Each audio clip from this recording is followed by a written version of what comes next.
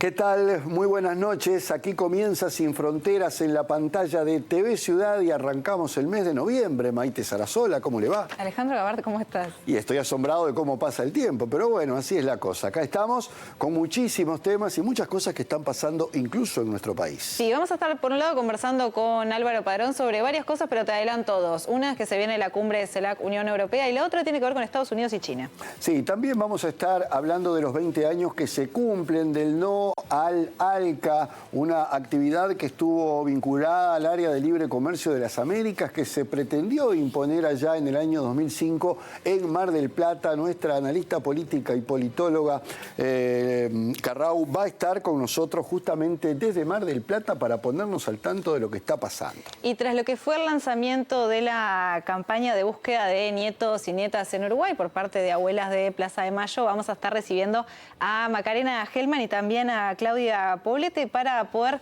charlar un poco sobre lo que es esta iniciativa. De todo esto hablamos hoy en Sin Fronteras.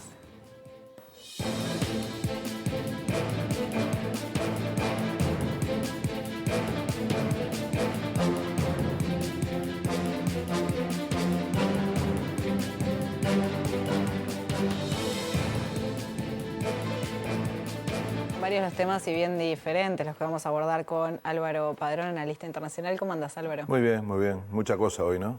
Mucha cosa. Variada, sobre todo. Sí, variado. Vamos a poner el foco, vamos a empezar mirando hacia Oriente porque se llevó a cabo la cumbre del Foro de Cooperación Económica Asia-Pacífico, la APEC. Finalizó el sábado, hubo una aprobación de una declaración enfocada en la expansión del comercio y los retos vinculados a la inteligencia artificial. Se puso muy fuerte el foco ahí y también las dinámicas geográficas en un contexto en el que se destacó la tregua en la disputa arancelaria entre Estados Unidos y China. Hubo un encuentro que en primeras lecturas hace sobre todos estos temas. Sí, te das cuenta que en el relato que haces termina como poniéndose el foco en esa reunión bilateral.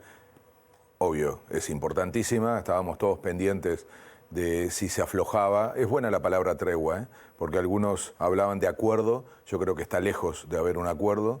Casi diría que nunca va a haber un acuerdo. Es una tregua con tiempo, además. Claro. Bueno, durante un año bajamos un poco. Es lo que se puede hacer porque, iba a decir esto, ¿no? Que nunca puede haber un acuerdo porque estamos frente a una tensión que va a durar muchísimos años, porque es lo que hemos hablado más de una vez, la disputa de la hegemonía entre Estados Unidos y China, más genéricamente entre Oriente y Occidente, y eso no se resuelve ni con un acuerdo ni con un gobierno, es todo un periodo de la historia, y en ese sentido es buena la idea de tregua, creo que fue lo que hicieron, pero a mí me importa más que poner el foco allí, que está lleno de información, y además Trump siempre concita las cámaras, ¿no? Y logra que se ponga como si fuera lo único que ocurre. En realidad, yo creo que no hay mejor imagen de esta época que Estados Unidos y su presidente yéndose de la cumbre, se fue, hizo la reunión bilateral y se fue, y Xi Jinping tomando el centro del escenario y coordinando, ¿se da cuenta? El APEC es el Foro de Cooperación Asia-Pacífico, son 21 países enormes. Y por lo tanto es un área económica, demográfica, cultural. Enormes e importantes. Tremendo, tremendo. Y casi todos históricos aliados de Estados Unidos. Miren, Japón, Corea del Sur, Singapur, Nueva Zelanda, México, Canadá. Es decir, le está dando la espalda a quienes lo ayudaron a Estados Unidos a construir la hegemonía que tuvo durante 80 años. Entonces, esto es muy simbólico. Porque vemos siempre a Trump fuerte, prepotente, impositivo, y en realidad es debilidad. Se va porque no tiene cómo contener una reunión así. No puede hablar frente a estos pares históricos de algo que los demás no quieren escuchar, que es el proteccionismo. Entonces, mientras tanto, China ocupa el lugar. Y esto es, les repito, pocas veces vi una imagen tan clara de lo que está pasando en este telón de fondo que decíamos que es la lucha por la hegemonía hoy internacional y la claridad del liderazgo que le está ganando China a Estados Unidos, ya no solo en términos materiales, también en términos simbólicos, en situaciones como esta, en donde no hay, repito, mejor imagen que ver al líder de Estados Unidos retirándose, diciendo ya está, alcanzó con esta tregua, se dan cuenta que a la defensiva, ¿no? Vuelvo a mi país y se queda Xi Jinping articulando con los que fueron durante décadas los aliados de Estados Unidos la nueva etapa que tiene el mundo. Es una paradoja impresionante de esta época porque tenemos al líder que generó esta época, sobre todo de apertura comercial, de reglas vinculados a esta dinámica, defendiendo el proteccionismo, y la China comunista defendiendo el libre comercio y los organismos y las reglas. Entonces, ¿qué termina pasando? Lo decías recién, Maite, la declaración, ¿no? Expansión del comercio. ¿Qué va a decir Trump sobre eso?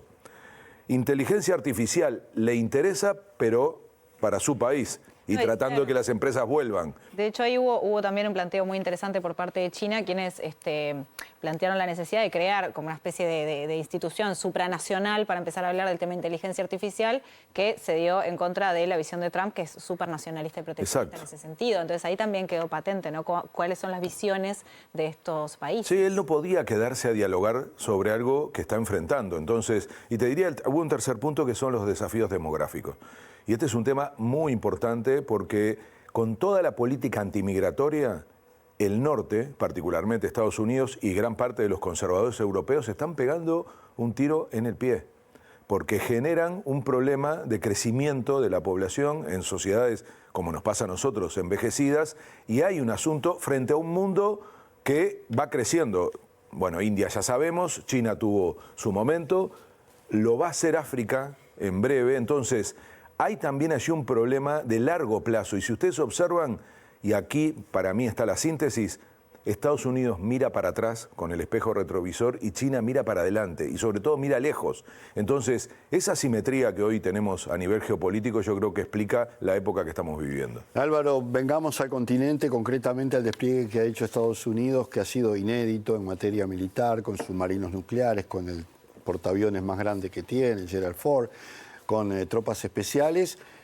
Luego de 2 meses, donde ha estado atacando lanchas con cargas de droga que nunca se vieron, con muertos que nunca se vieron, que serían unos 60, algunos en el Pacífico. Y además hay otra cosa, ahora ya en estos días se le vence el plazo constitucional que tiene para este despliegue, porque después de 2 meses de un despliegue de esta naturaleza tiene que pedir permiso al Congreso.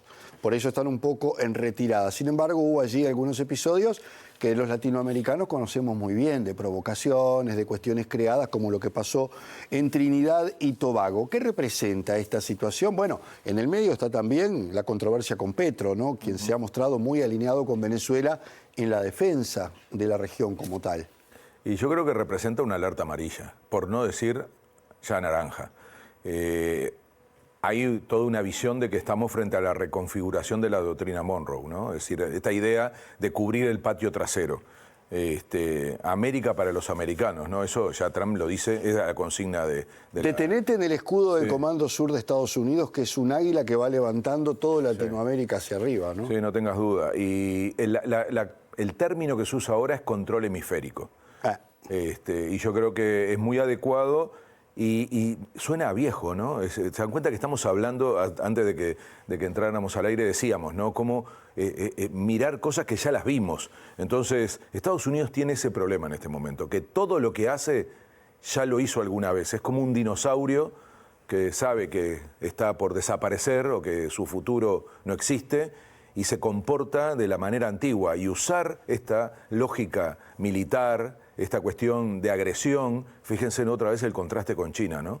Entonces, ¿qué hace también? Y esto todavía no está comprobado, pero hay teorías que lo dicen, acepta que no se tiene que preocupar del resto del mundo y se tiene que concentrar en el hemisferio. Algunos dicen que ese fue un acuerdo en Alaska con Putin. Yo creo que es exagerado, pero debe haber concepciones en el gobierno norteamericano y sobre todo en el entorno de Trump que están diciendo tratemos de controlar lo que podemos, tratemos de no perder más. Y ahí viene América, ¿no? Entonces, no es solo el sur, ¿eh? Pensá también en Canadá, pensá también en Groenlandia. ¿Se acuerdan cómo empezó la presidencia de Trump hablando de el canal de Panamá, que era de ellos, el Golfo de México, cambiarle el nombre, Groenlandia, los daneses no pueden ser, tenemos que ser nosotros. Es decir, hay una idea de ser dueños de un continente, por eso... Canadá como un estado. Canadá y la relación con México, no solo por el Golfo, sino todo lo que supone el acuerdo que tiene Canadá, México y Estados Unidos, que lo van a renegociar. Entonces, para mí la idea de control hemisférico es clave. Por supuesto, cuando empezás a bajar es más conflictivo. Venezuela-Colombia, que yo a esta altura lo pongo como una dupla, más allá de que el foco lo pongan en Venezuela, ya es claro que va intentando involucrar, sobre todo a Petro, al presidente, en ese juego. Agregaría Argentina-Brasil, porque lo vemos con otra lógica, pero no deja de ser intervención, ¿se dan cuenta? Directa. Hablábamos el otro día, Claro, ¿no? fue lo que explicamos la otra vez, en un caso con un presidente que la acepta, en otro con un presidente que enfrenta, pero hay un hilo conductor, ¿se dan cuenta? Que es controlar el hemisferio. Entonces, y ¿saben qué es eso? Parar a China. Por eso relaciono con la pregunta anterior. Es como recular hacia su territorio y ahí decir, pero acá no entran. Y por eso también vamos a escuchar todo el tiempo las amenazas a los países en relación al comercio con China, a las inversiones chinas. Lo han dicho desembosadamente. La idea nuestra es quitar a China del medio, ¿no? Totalmente. O la dependencia de nuestros países de China. Ahora, hacen bien ustedes en poner el foco en que hay como una especie de argumento guión excusa, que es la lucha contra el narcotráfico, y ponen terrorismo. Entonces, ahí eso también lo conocemos de otras épocas, ¿eh? Así también se instalaron... El enemigo de alguna manera, Sí. ¿no? Lo que era en su momento era y ahora es crimen. Sí, bueno, ahí está también el origen de las dictaduras en América Latina, ¿no? Toda la idea del terrorismo guión comunismo, ahora es narcotráfico guión terrorismo. Al final es una excusa o un argumento para intervenir. Venezuela no produce fentanilo, ustedes saben. No. Y además el tráfico no se hace por el Caribe, sino por el Pacífico. Y sin embargo, todas las operaciones que estamos viendo, salvo una creo que fue, todas son en el Caribe y tienen como argumento a Venezuela. En fin, hay muchas inconsistencias y lo que dijiste recién, Jano, es muy importante. Hay también un efecto interno, porque lo de los 60 días que se venció ayer lunes, tiene mucho que ver con un estilo de Trump, ¿no? De hacer las cosas sin que le importe la institucionalidad. ¿Qué terminó haciendo? Tomando esta decisión sin consultar al Congreso. Con los argumentos que utilizó, al vencerse los 60 días, tiene que consultar al Congreso. Por supuesto, él dice que no lo va a hacer, pero hay un problema interno. Pero después, para mí hay otras cosas que son también bastante importantes, de razones prácticas. Por ejemplo, se discute mucho, y esto está probado internacionalmente, pero también nacionalmente, que carece de argumentos y de justificación legal para hacer esto. Internacionalmente es evidente, pero estamos tan débiles en los instrumentos internacionales que es muy difícil discutirlo, pero también legalmente y no solo por lo del Congreso. Aumenta la inestabilidad regional, eso es un debate que ya estamos teniendo ahora y que lo han planteado varios gobiernos, de que no necesitamos en nuestra región un conflicto. Y tercero, y esto creo que es lo que más le duele hoy a Trump, expone a Estados Unidos a un costo político, pero también económico. También económico. Entonces, el escenario de escalar las operaciones a nivel aéreo y terrestre, porque esto ha sido solo marítimo, yo creo que aumentarían las críticas y el aislamiento de Estados Unidos. Por eso, tenés razón, creo que dijiste algo así como que hay una sensación como que lo están replanteando. Si ustedes se fijan, porque además se activaría la solidaridad con Venezuela, y ese también es un elemento que tienen que tener en cuenta, uno escucha a Trump en una declaración que hizo arriba del avión ahora cuando volvía. Casi todas las hace ahí ahora. Sí, ¿qué dijo? Bueno, no estoy planteando... Echó marcha atrás. Sí. Miami Herald y Wall Street Journal habían publicado fuentes que efectivamente decían que era posible. ¿Y qué agregó? Maduro tiene los días contados. ¿Qué trató de hacer? Correr el foco hacia el relato más político de la cuestión de la democracia. Entonces, es evidente que algo está pasando en el análisis de lo que se ha hecho. Como sea, hay que tener la alerta amarilla prendida. Álvaro, en el próximo bloque nos vamos a estar yendo a Mar del Plata, porque allá está la politóloga y analista internacional y compañera del programa, Natalia Carrau, justamente porque se conmemoran estos 20 años del famoso No al ALCA, que tuvo como protagonista Estados Unidos, ¿no? Y venimos hablando de Estados Unidos. ¿Cómo ves estas 2 décadas que pasaron? Y bueno, ahí está otra forma de intervención, ¿no? Que en vez de ser de este estilo que estamos hablando, era económica, comercial. O sea, lo que pretendía Estados Unidos era crear un área de libre comercio en las Américas, un mega tratado de libre comercio, que en ese momento se discutía mucho con Europa y con nosotros acá en el Mercosur sobre las dos vías, ¿no? Una vía de tratado de libre comercio, una vía de integración regional. Europa tiene su gran invento, que es la construcción de un bloque regional, mientras que Estados Unidos prefirió siempre, Inglaterra también, una lógica de tratados bilaterales, aunque en esa oportunidad se lo propuso a toda América. Bueno, eso fracasó, en realidad tuvo que ver con el proceso en que iba creándose, ¿se acuerdan? La primera ola progresista, 2005, pero se para en la cumbre de las Américas, va a haber dentro de poco una cumbre de las Américas, ya genera polémica por la exclusión de Cuba, Venezuela y Nicaragua, ya dijo México y Brasil que no van, y Colombia. Entonces, esa cumbre de las Américas, aquel momento que eran muy fuertes, se para el ALCA en esa cumbre en ¿La de República Dominicana? Sí. ¿Se suspendió? Bueno. Se suspendió. Se suspendió. Se suspendió porque no están dadas las condiciones, se entienden, no solamente por el clima regional y demás. ¿Te das cuenta? Se anunció que eso ya no camina, lo hizo Abinader hace algunas horas. Es la demostración de que, otra demostración de la debilidad de Estados Unidos y de esa herramienta que en esa época, en el 2005, se hacía una cumbre de las Américas y no faltaba nadie. Bueno, en esa cumbre de las Américas en Mar del Plata se detiene el ALCA. Luego, y yo creo que esto hay que discutirlo, Natalia seguro va a tirar algunas ideas, luego vinieron los acuerdos bilaterales de Estados Unidos con casi todos los países, salvo el caso de México y Canadá, que lo transformó en un bloque. Salvo, ¿saben quiénes? Los países del Mercosur.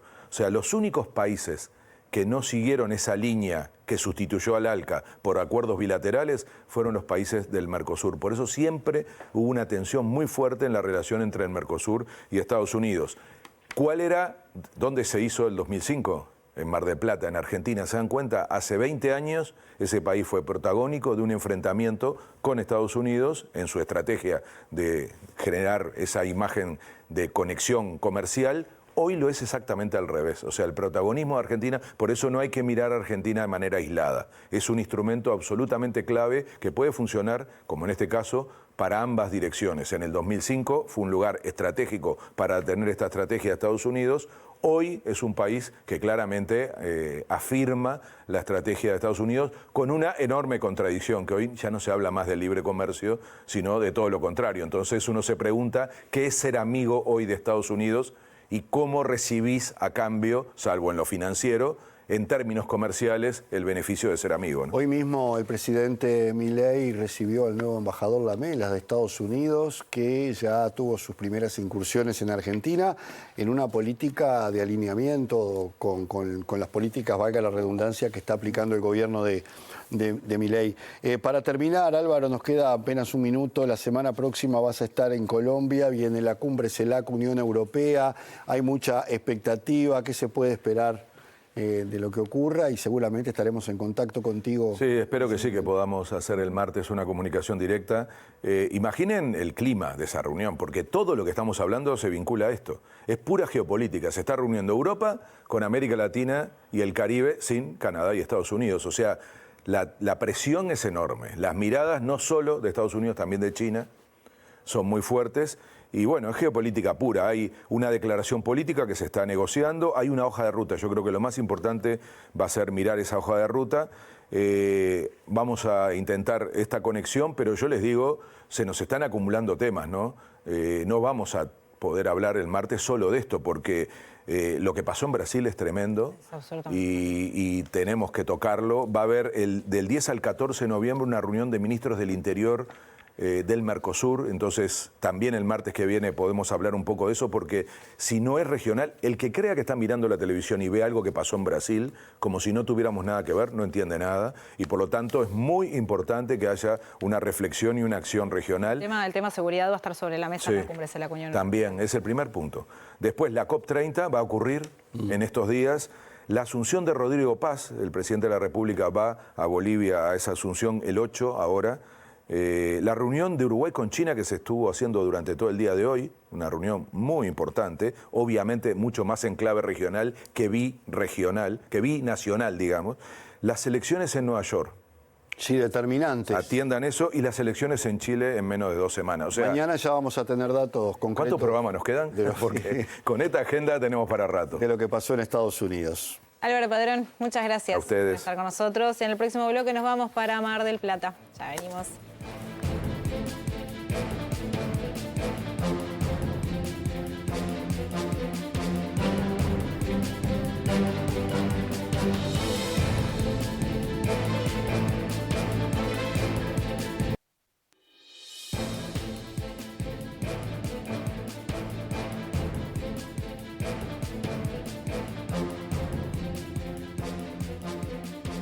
Bien, y como decíamos al comienzo, se están dando en Mar del Plata, distintas actividades vinculadas a diferentes organizaciones y movimientos sociales para conmemorar precisamente una fecha especial porque se están cumpliendo 20 años del no al ALCA, la Alianza de Libre Comercio de las Américas. Y para conversar de todo esto, vamos a convocar una vez más a nuestra analista internacional, Natalia Carrau, que está por allí, por Mar del Plata, viviendo esta actividad y que nos va a contar un poco justamente qué representa esta fecha redonda a 20 años de un hito a esta altura, podríamos decir, histórico, y estas cosas empiezan como a calibrar con el paso del tiempo. Natalia, bienvenida. Nati, ¿cómo andás? Gracias. ¿Cómo están, Maite y Jano? Acá estamos en una Mar del Plata nubosa, con bastante viento. Sí, fiel a su característica, como suele ser allí en la costa atlántica argentina. Bueno, repasemos un poco antes de meternos de lleno en la importancia de esta fecha, Natalia, en lo que fue el ALCA y por qué fue tan celebrado en su momento la no creación de este organismo. Bueno, como señalabas al inicio, en el 2005 es que ocurre esta derrota, digamos, del ALCA. Fue en el marco de la Cumbre de las Américas, estaba presente acá el presidente Bush de Estados Unidos. Había muchísima expectativa de qué era lo que iba a salir de esta cumbre y bueno, finalmente los gobiernos progresistas en la izquierda que asumieron en esos años, muy recientemente habían asumido, le dijeron, dieron por saldado este debate y dijeron que no se sumaban a esta área de libre comercio de las Américas. Y lo que venía sucediendo años previos fue, una coalición continental importante de movimientos sociales, de organizaciones sociales, muy diversas, una especie de unidad en la diversidad, muy potente además, que contó con un diálogo político estrecho con fuerzas políticas, con partidos políticos, que permitieron, en primer lugar, entender qué era esta iniciativa del área de libre comercio de las Américas y, en segundo lugar, traducirla en un lenguaje popular para explicar cuáles eran los riesgos y los impactos de que se estaban previendo a partir de la adhesión a esta iniciativa. Y bueno, como también señalabas, el ALCA fue una iniciativa de Estados Unidos, pretendía un poco continuar con lo que fue el NAFTA, ¿verdad? El TLC de América del Norte, de México, de Estados Unidos y de Canadá, que de hecho sigue vigente y tenemos décadas ya de experiencia de lo que fue el NAFTA y de lo que ha dejado para estos países. Entonces, replicar, pero de manera ampliada, de manera continental, establecer esa área de libre comercio con las materias y las cláusulas que se estaban negociando, era riesgoso y así lo analizaban las organizaciones y los movimientos. Y ahí nosotros estamos viendo imágenes en pantalla, estaban presentes un montón de referencias simbólicas, políticas muy fuertes y muy potentes en ese momento. Hay hitos, digamos, consignas muy recordadas de esa época, de interlocuciones también de presidentes de gobiernos de la región, que quedaron un poco en el imaginario y también en esa memoria colectiva de las organizaciones y de los movimientos de lo que se logró hacer. Fíjense en que estamos hablando de que movimientos y organizaciones populares, sindicales, feministas, campesinas, indígenas, lograron torcer el brazo de una iniciativa muy potente y muy poderosa de Estados Unidos y en diálogo con organizaciones y partidos políticos, manifestar cuáles eran los desacuerdos y lograr que esas fuerzas políticas, esos gobiernos ya en el poder, rechazaran esta iniciativa y la rechazaran con el presidente de Estados Unidos acá mismo hace 20 años. Natalia, hay algunos aspectos anecdóticos de toda esta historia que tienen que ver, con incidentes, con virulencia, con represión de la policía en los alrededores. Recordemos que fue un evento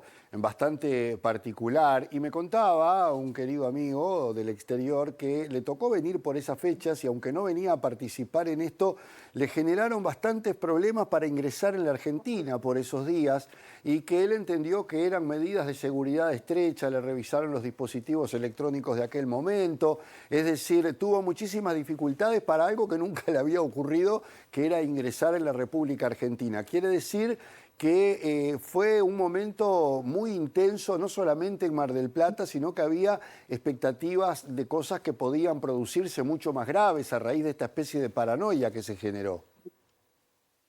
Sí, por supuesto, la represión estaba al orden del día, incluso porque ya se venía de cumbres anteriores en las que los movimientos y las organizaciones sociales, los sindicatos se venían movilizando muy fuertemente en torno a esta consigna de rechazo al libre comercio, pero rechazo a un libre comercio que también era una especie de propuesta de anexión política y económica del gobierno de los Estados Unidos. El rechazo que producía el presidente Bush dentro del campo popular, de las organizaciones y los movimientos, bueno, tenía como correlato esta respuesta, ¿no?, de un dispositivo de seguridad muy fuerte y de parte de las organizaciones y los movimientos, ¿cuál tenía que ser la respuesta política frente a esto, ¿no? Por ahí circulan algunos carteles que se imprimieron en ese momento y la consigna de los sindicatos es: si viene Bush, yo paro, ¿no? Y había una claridad política de lo que significaba este instrumento para las organizaciones y los movimientos, cuáles eran los aspectos más peligrosos señalados por ser lesivos, ¿verdad?, a todo lo que ha sido la construcción popular, los servicios públicos, las compras gubernamentales, los riesgos en materia de propiedad intelectual. Fue un proceso también pedagógico en el sentido de poder desmenuzar qué era esa iniciativa y traducirla en algo que fuese más llano para llegar a la gente. Y las personas también reaccionaron a eso, ¿no? Dijeron, bueno, esto realmente implica un peligro a las puertas de un momento y de un cambio geopolítico en la región.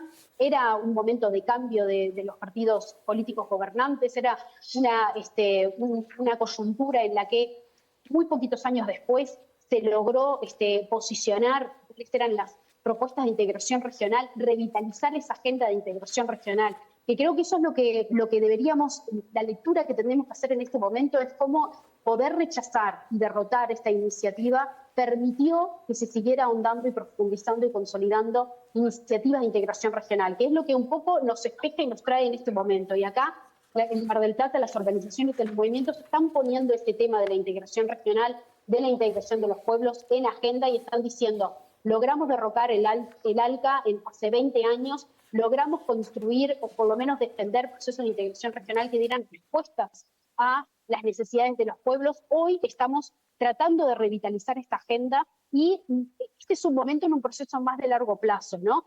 Hace un año y pico las organizaciones y los movimientos se encontraron en Foz de Iguazú, en la Triple Frontera, en esa jornada latinoamericana y caribeña por la integración de los pueblos, marcando y poniendo en un lugar prioritario la agenda de la integración regional, con propuestas incluso que venían de los movimientos y también volviendo a recuperar ese diálogo político estratégico que había con gobiernos progresistas y de izquierda en la región. Mar del Plata es un momento en ese proceso, es un momento no solo de reivindicar esa agenda, sino de seguir construyendo cuáles son las propuestas de integración regional para las organizaciones de los movimientos. Sigue, ¿verdad? Porque hay muy cerquita ahora en el tiempo una nueva cumbre de la CELAC que va a ser en Santa Marta, en Colombia, en donde de nuevo sindicatos, organizaciones campesinas, feministas, por la justicia ambiental, van a convocarse a seguir discutiendo y viendo cuáles son los mecanismos para poder participar desde sus organizaciones en estos espacios de integración regional. Y muy pocos días después se va a dar la cumbre de los pueblos en el marco de la COP30 sobre cambio climático. Entonces, en este proceso más reciente, tenemos que poder verlo, ¿no?, como momentos y como pasos en esta agenda y reivindicar la derrota del ALCA también significa volver a traer en la agenda y volver a poner en el centro la agenda de la integración regional y cuáles son las propuestas que las organizaciones y los movimientos sociales están trayendo. Porque si no se hubiese derrocado el ALCA, y eso es lo que están diciendo ahora en los paneles de reflexión y de debate, no tendríamos hoy las iniciativas de integración regional que tenemos y que a las que se le está tratando de apostar y de lograr que tengan una agenda que dé respuesta realmente a las necesidades de los pueblos. Muy bien, Natalia Carrau, politóloga, analista internacional, gracias por estar con nosotros. Muchas gracias a ustedes. Nos vemos a la Buenas una. noches. Bueno, en el próximo bloque de Sin Fronteras vamos a estar hablando sobre el lanzamiento de la campaña de búsqueda de nietos y nietas en Uruguay por parte de Abuelas de Plaza de Mayo y el nodo que tienen también en Uruguay. Así es, ya volvemos.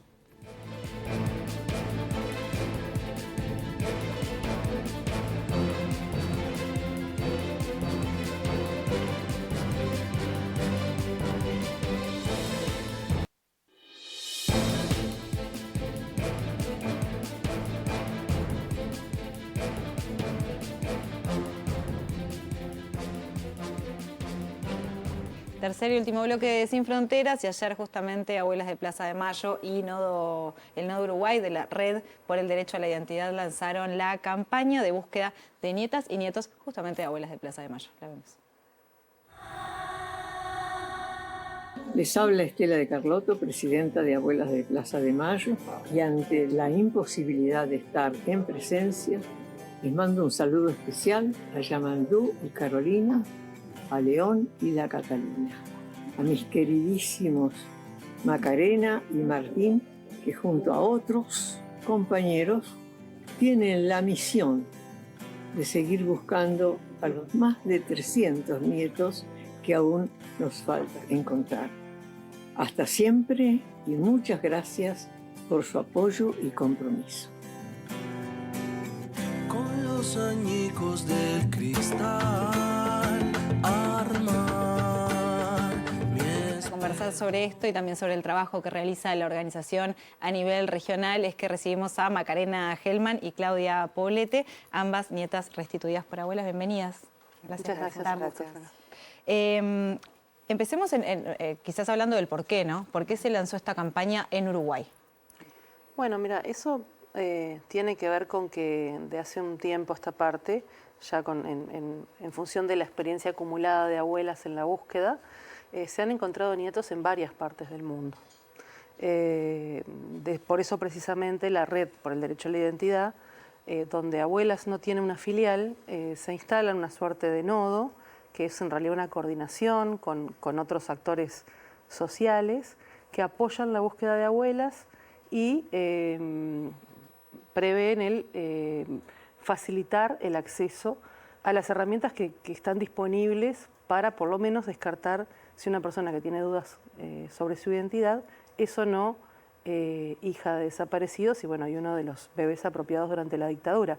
Uruguay, por la proximidad, por la relación histórica, por el contexto que se dio cuando el Plan Cóndor y la coordinación de las fuerzas represivas y bueno, y además la distancia, la historia común, la migración que puede haberse dado en épocas de crisis. Y bueno, y además yo fui encontrada acá hace 25 años.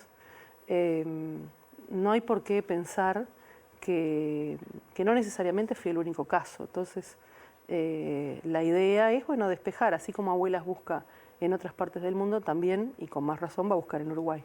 Claudia, tú sos miembro de la directiva de Abuelas, justamente. ¿Qué significa este paso para la organización? Bueno, para nosotros primero es una alegría enorme poder contar con la formalización de este vínculo, ¿no? Porque el vínculo entre Abuelas y el Uruguay se viene tejiendo desde los comienzos de la organización, hace 48 años, con abuelas mismas que tenían familiares en Uruguay o eran uruguayas ellas mismas.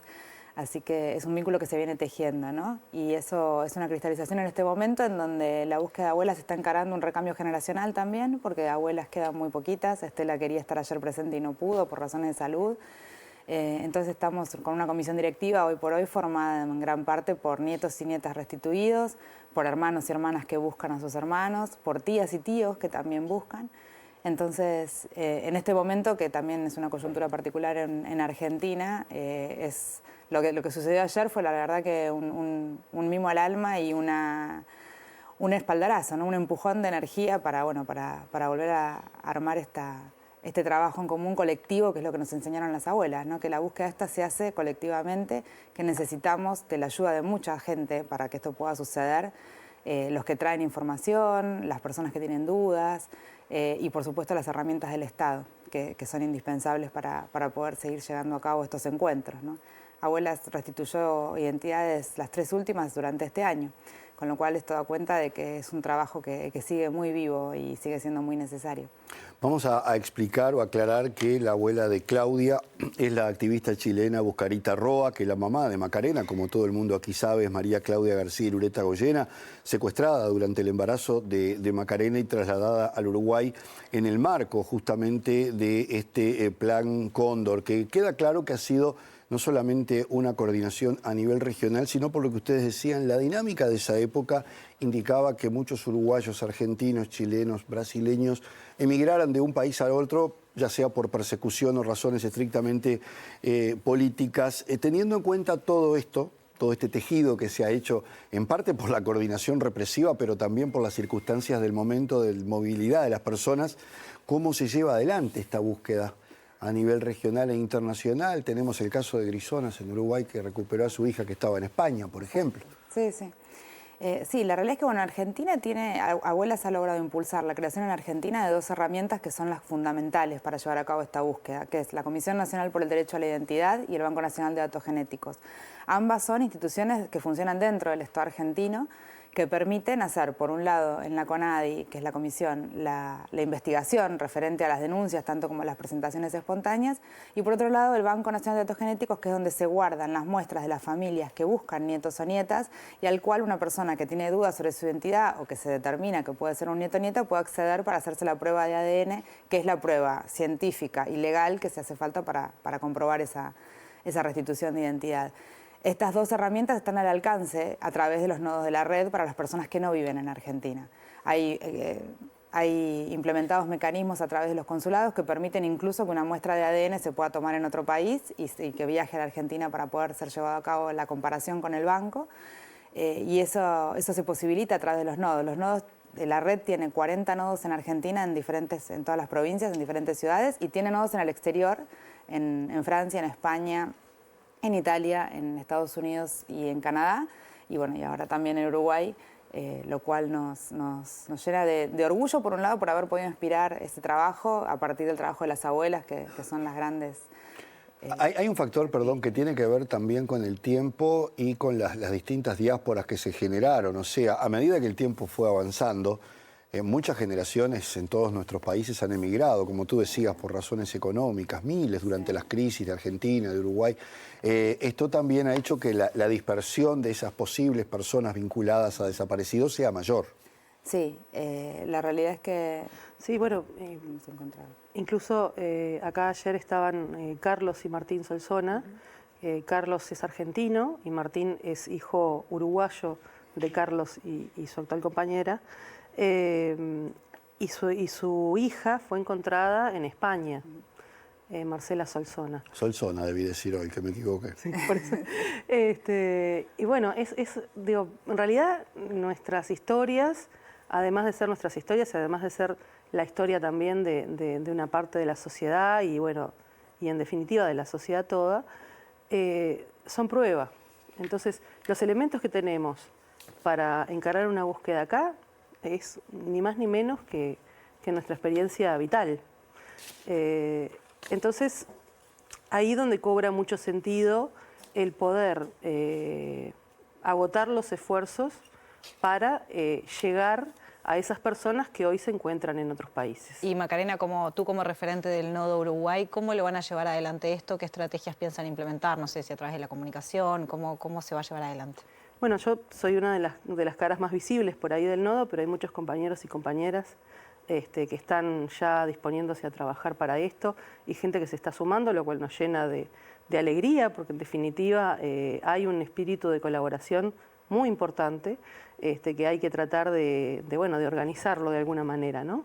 La idea, el nodo no se propone suplantar ninguna instancia que ya exista acá, sino al revés, poder coordinar, poder potenciar esas herramientas para que quienes se presenten y quienes se comuniquen, nosotros tenemos datos de contacto que se los facilitamos hace un momento y eso va a estar difundido en redes y bueno, en medios, la gente se pueda comunicar y bueno, orientar respecto de cuáles serían los caminos a seguir para llegar a estas instancias que mencionaba Claudia.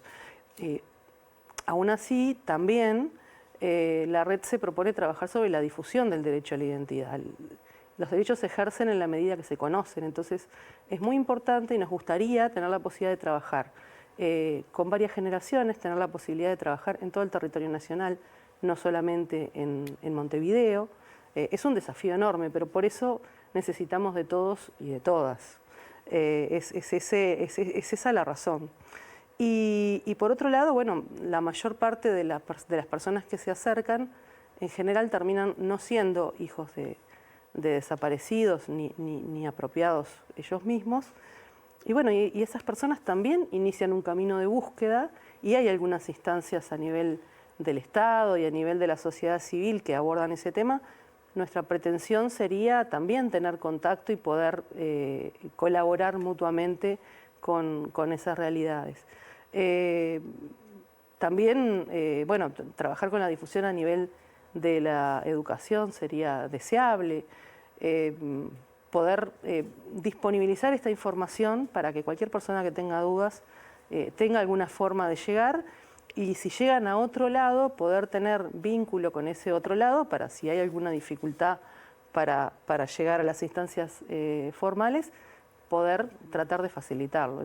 En definitiva es eso. ¿Hay una orientación, por ejemplo, si pensamos en personas que nacieron entre tal año y tal año, se van a guiar por algunas características? No, efectivamente, los grupos familiares que están en el banco hoy van del año 1975 a 1983. Entonces, a priori, ese es el periodo de mayor interés para esta búsqueda. Hace 50 años que se ejecutó, ¿verdad?, el Plan Cóndor a nivel regional. Los negacionistas suelen decir que es un tema del pasado, que no hay que seguir profundizando. ¿Por qué ustedes entienden que es importante seguir con este trabajo y sobre todo apuntar a las nuevas generaciones, verdad? Porque los que ya lo vivieron ya sabemos el resultado, cada vez se van muriendo los responsables, quienes fueron víctimas. ¿Qué queda para adelante? No, por un lado, en particular, la búsqueda de los nietos y nietas es una búsqueda de personas que están con vida, ¿no? Personas que viven, alrededor de 300, calculamos de acuerdo a las denuncias que tiene Abuelas de Plaza de Mayo, que personas que transitan esta vida y este mundo sin conocer su verdadera identidad, sin poder ejercer un derecho que les es negado, bajo la comisión de un delito, ¿no?, que es la apropiación de niños y niñas. A su vez, la siguiente generación, porque estas personas tienen alrededor de 45, 46, 48, 49 años, muchos de ellos seguramente tengan hijos e hijas, y esa es otra generación que se ve afectada. Por eso es la urgencia, digamos, de esta búsqueda que sigue tan vigente. Y por otro lado... Podríamos hablar ya de bisnietos, ¿no? Sí, los bisnietos de las abuelas, sí. ¿Sí? Que muchas veces son ellos mismos motor de su propia búsqueda y de la búsqueda de sus padres. Y a la vez, por supuesto, es una búsqueda de justicia y de memoria. La garantía de la no repetición de este tipo de crímenes está en la transmisión de la memoria, y eso es algo que se hace en un trabajo diario, profundo, usando la educación, muchas veces, como mencionó recién Macarena, y ahí está nuestra posibilidad de llegar a esta siguiente generación para dar a conocer lo que pasó y lo que sigue pasando en un montón de lugares, porque la realidad es que el avance sobre la niñez y sobre los derechos de los niños y niñas se ve afectado en un montón de situaciones todavía. Eso es algo en lo que Abuela siempre está comprometido en seguir dando a conocer y es un poco el legado también, ¿no? El legado de Abuelas en parte es, por un lado, las identidades que son restituidas y por otro lado, la valoración de este derecho a la identidad para todos los niños y niñas del mundo, que bueno, es algo que Abuelas logró en particular en el Tratado Internacional de los Derechos del Niño, que tiene 3 artículos que protegen este derecho, ¿no? Y es importante seguir dándolo a conocer. Pero bueno, sobre todo enfocados en esto, ¿no? En la no repetición de este tipo de delitos que afectan tanto y tan profundamente a las sociedades. Siempre decimos esto, mientras falte uno, mientras nos falte conocer la identidad de uno, tenemos toda una generación con una identidad en duda. Me quedé pensando en esto que decía Jano de los negacionistas y bueno, cómo preguntarte en sentido cómo están haciendo en Argentina para lidiar cuando tienen un gobierno que justamente tiene un discurso tan complejo que retiró fondos, Sí. ¿Cómo están vivenciando eso? La realidad es que es una situación muy difícil, todos los días nos encontramos con algún nuevo retroceso de parte de diferentes áreas del gobierno que retira su participación o activamente se ponen en posturas no solo negacionistas sino hasta reivindicadoras de lo que sucedió en la época de la dictadura. Es muy difícil, es muy doloroso para las abuelas en particular, que están grandes y que tienen que volver a escuchar determinadas cosas. Y aparte hay una campaña de discurso de odio sobre las mismas referentes de las organizaciones de derechos humanos. Todo esto nosotros lo estamos llevando a cabo de la misma manera que hicieron ellas, ¿no? Saliendo muchas veces al exterior, a países donde hay posibilidad de dar a conocer lo que está pasando, a los organismos internacionales de derechos humanos, donde nos presentamos todo el tiempo para dar a conocer la situación, y persistiendo. La verdad que persistiendo en el trabajo, y nos damos cuenta que da frutos porque, bueno, incluso en estos momentos estamos teniendo la posibilidad de tener un evento como el que tuvimos ayer, con gran representación del gobierno de acá de Uruguay, incluso presencia de la Embajada Argentina. Entonces es algo que nos damos cuenta que en esa perseverancia es lo que nos enseñaron las abuelas, que la única lucha que se pierde es la que se abandona. Y Macarena, ¿vos cómo ves la situación en Uruguay, teniendo en cuenta de que cada tanto salen algunos discursos poco complejos? Sí, eso nos ha pasado a lo largo de la historia. Bueno, no estamos exentos de eso. Sin embargo, creo que estas iniciativas y la persistencia y la resistencia de la sociedad civil en relación a este tema y el trabajar sobre la memoria, trabajar sobre la verdad, disponibilizar la información que durante mucho tiempo fue difícil acceder, y contar estas cosas que pasan, que en otras épocas tampoco se tenía pleno acceso a los medios para poder contarlo, ¿no? Entonces es importante que la información llegue, que las personas tomen conocimiento y de esa manera es una cuestión de humanidad inclusive, o sea, excede lo que es, o sea, los desaparecidos fueron desaparecidos por razones políticas, eso es así, pero la situación de las familias y la situación con los niños apropiados trasciende todo eso, ¿no? Muchas veces el discurso negacionista cree que poniéndole una tapa a lo que ya pasó, a las personas que murieron y demás, se solucionan, pero digamos, quitarle la identidad a alguien sigue siendo un crimen muy grave, ¿no? Que incluso el propio portador lo ignora. Claro. Es decir, que los crímenes de la dictadura o de las dictaduras siguieron en el tiempo manifestados de otras maneras, porque es muy difícil, y yo me imagino, aunque no quiero que lo cuenten ahora, pero que a alguien le digan un día, usted no es usted, usted es otra persona. Desde el punto de vista existencial para cualquier ser humano, eso es un shock realmente muy grande, ¿no? Sí, es un momento difícil, el momento en el que uno tiene que enfrentar, digamos, una verdad de ese estilo, pero a la vez la verdad tiene una potencia liberadora muy grande.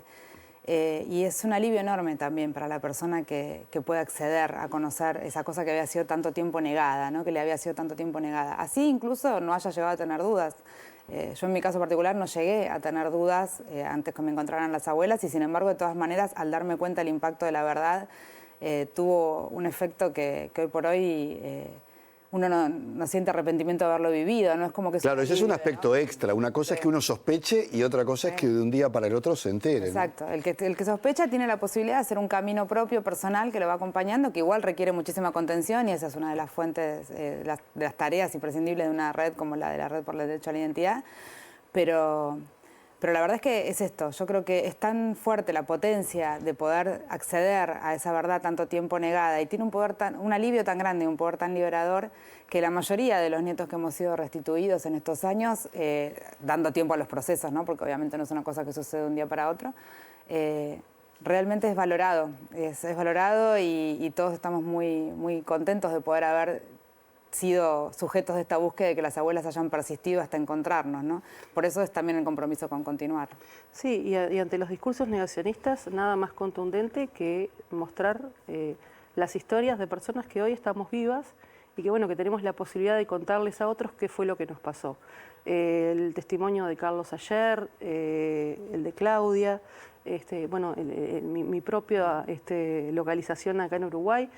Creo que más allá de lo que quieran negar, es innegable. O sea, no se puede contra eso. Después habrá opiniones. Bueno, las opiniones se trabajarán donde corresponda. Pero a su vez nos tocó tener estas historias y ser prueba de lo que pasó. Vamos a compartir el número si alguien tiene dudas sobre su identidad.